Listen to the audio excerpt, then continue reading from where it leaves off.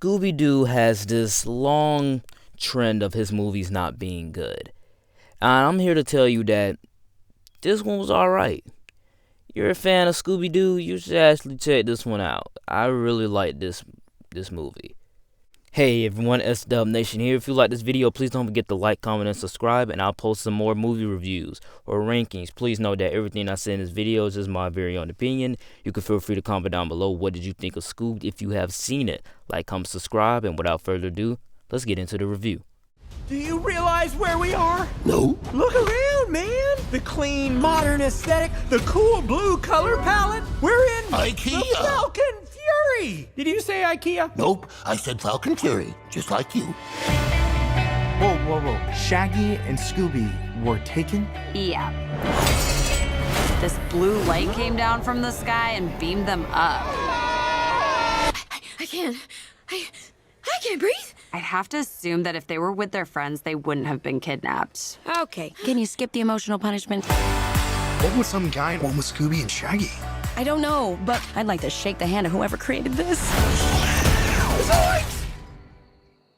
And then, you know, throw that hand in prison for trying to kill our friends.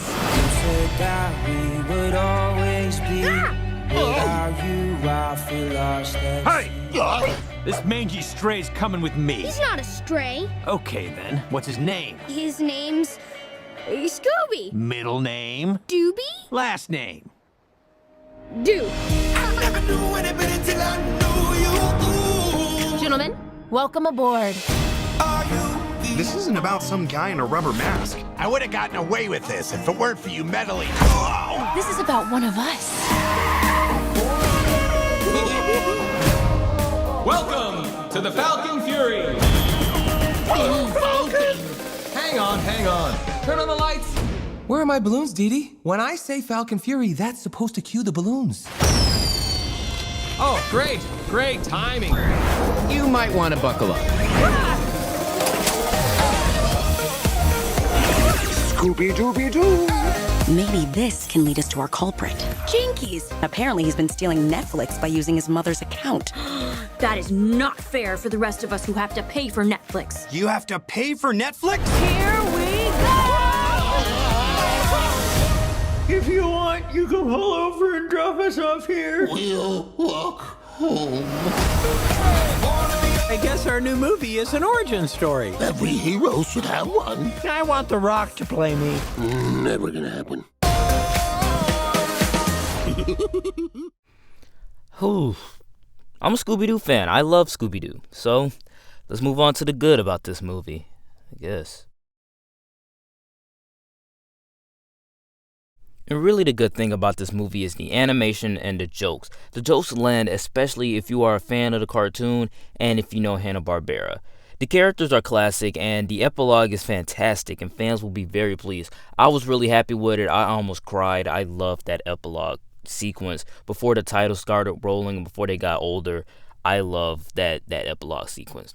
It's like a special episode of the cartoon with the crossover between Blue Falcon and Scooby-Doo, which is very cool. I mean, that happened before in the cartoon, so I really like that they kept that the same.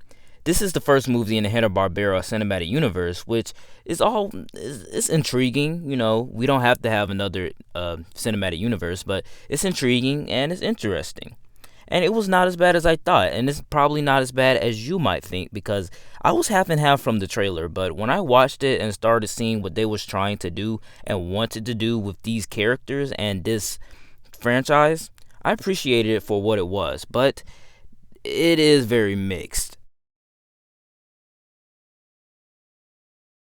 And really the mixed thing here that comes to mind is that Fred was an idiot. Fred was an idiot throughout the entire movie and is really not faithful to the source material that they could have used, the live action movies, the cartoon movies, even the cartoon show. He was never this dumb. He was always the lower intellectual guy, but he had just enough intelligence to be the leader of the team and comprise of all of these plans. And really he was not doing that in this movie. Actually, it was Shaggy that was comprising of the plans, and Fred was just pushed to the background.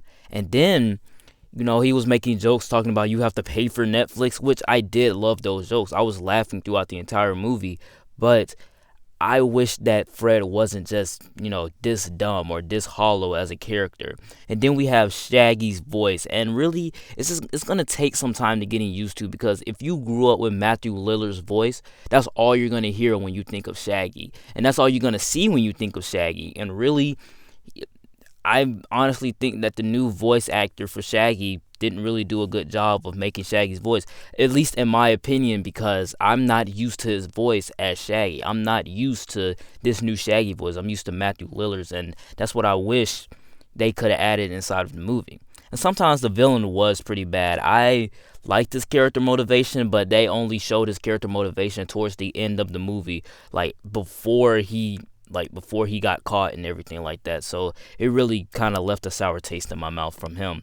And then the iconic line is barely used. We all know what that line is. I'm not going to tell you. And I would have gotten away with it too if it wasn't for that big dog and you meddling kids.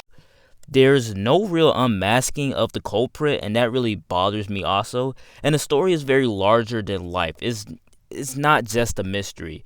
Though there are some elements of that, it's just not a lot of mystery here. And there's this weird shaky cam and zoom ins and zoom outs every once in a while, which kind of makes me a little bit weird. But those are just some minor nitpicks of the movie. It doesn't really hurt the movie experience, but there are a lot of bads. And the bad thing that comes to mind here is the same as the good thing, but there are a few negatives to that aspect. It's the first movie in a Hanna-Barbera cinematic universe. We don't need another cinematic universe. We already have the MCU. The DCEU tried to do that, didn't turn out well, and we have all of these other cinematic universes that want to come out and want to follow Marvel's plan, and they can't do that. Marvel has a strict plan that they stuck to, and they actually care about the characters. This movie was not handled with care that much. We didn't even need Blue Falcon and his crew, or even cavemen. There are cavemen in the movie. We don't need them, and we don't need alien robots. We don't need those. And why didn't they use the original voice actors other than Frank Welcher? The movie wasn't going to make that much money at the box office, so bringing the cast that voiced these characters for 20 years back would have made the fans love the movie more. But most of the original cast didn't even know that they were getting recasted. That's what left a sour taste in my mouth, and I really wish that Warner Brothers didn't make this decision to recast everyone just to make a few bucks. All in all, Scoob is a movie that care a lot about the fans, but not by that much. And really, ultimately, this movie is just a kid's movie, and that's what the brand is. As kids, we all grew up to see Scooby-Doo. We learned mysteries. We saw little mysteries. We saw them solve mysteries as a team, and that's really what you want to see out of the Scooby-Doo movie. We don't want to see them split up like they always do in every theatrical release movie, and I wish that they didn't do that here. They were split up, but I do like the fact that the animation was well done. The color palette is amazing. And I felt like the jokes landed if you know the cartoon. If you are fans of the cartoon and you know these characters, the voices don't matter. If you know these characters and you know their different personalities, is very great. And I think having diversity inside of Scooby-Doo was very nice. I like the fact that Velma is actually Latina. She is played by a Latina actress, and I like the fact that Velma is Latina. I mean, we never knew that. We always thought that, they were all white people and they had a brown dog. No, we actually have, some white people, and we can have some Latina people in there. And that's what I really like. They actually brought diversity into the mix. And that's something that we as kids really didn't grow up to learn. We didn't know that there was a lot of diversity in the cast. It could be like a black guy voicing a white guy. We don't know. And that's what I loved about this movie, because they actually added diversity. So I really respected their choices for that. And I think that if the movie kept the same kind of tone as they were going for in the epilogue, then it would have been a whole lot better. So I give it a 7 out of 10 and a B-. And if you're a fan of Scooby-Doo, watch this movie, because you will actually be pleased from the epilogue and from the little mystery aspects and from, the characters and from Scooby's and Shaggy's love for each other. Alright guys, that is it for the review. Please know that everything I said in this video is just my very own opinion. You can feel free to comment down below. What did you think of Scoob if you have seen it? This video had minor spoilers in it, so I hope I didn't spoil much of the movie. And like I said before, it is a 7 out of 10 and a B-. Like, come subscribe, and I'll see you guys next time. Peace.